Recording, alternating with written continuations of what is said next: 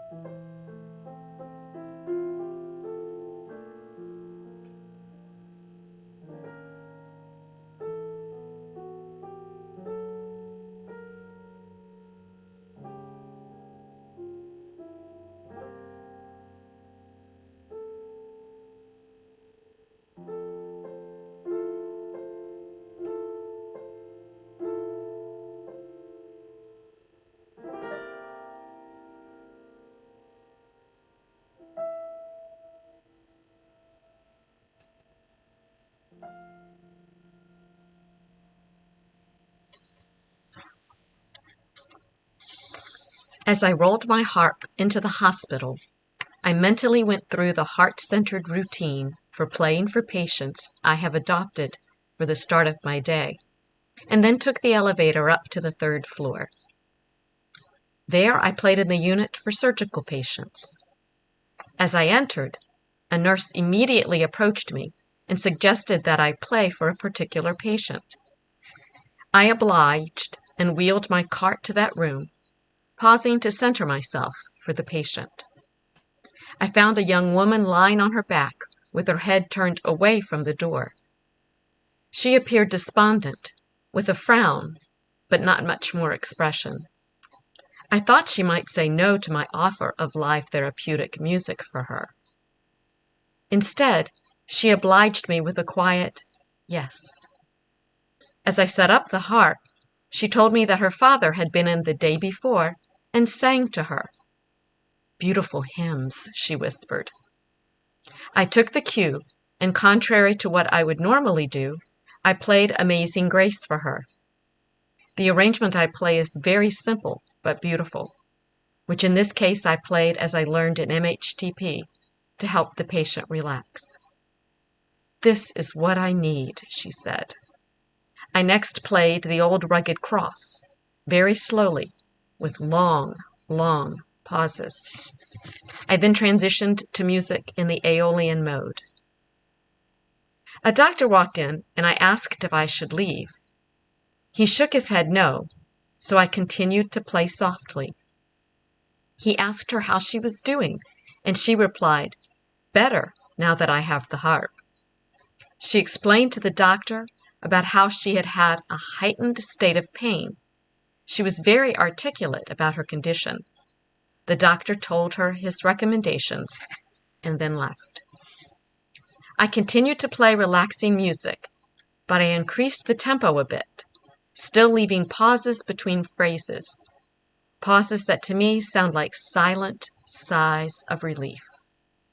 She was now seated, and with a quiet smile she told me, "The frequency of the tones you played seemed to reach inside me and relax me. I have hope now and realize that my spirit is strong. Both your spirit and your music strengthened mine. My body was in pain, but my spirit helped me through." Then she began to cry softly and said, "Let me tell you, those are tears of joy. I just want you to know that." Now it was her turn to inspire me. Marcia Taylor, CMP.